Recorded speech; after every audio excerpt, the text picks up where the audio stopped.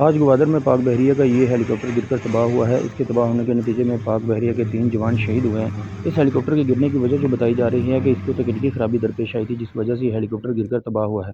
जबकि इसको वीडियो के अंदर देखा जाए तो ये हेलीकॉप्टर तकनीकी खराबी से नहीं, हिट होने की वजह से गिरा है, क्योंकि इसको देखा जाए तो ये पहले क्रैश होता है, उसके बाद गिरता है। तो क्रैश होने के बाद अगर ये हेलीकॉप्टर गिराकर तबाह हुआ है, तो इसका मतलब है कि इस हेलीकॉप्टर को हिट किया गया है, तकनीकी खराबी इसको कोई नहीं थी। ये हिट किया गया है हेलीकॉप्टर, और इसके गिरने की वजह से 3 एहलकार जो हैं वो शहीद हुए हैं पाक बहरिया के।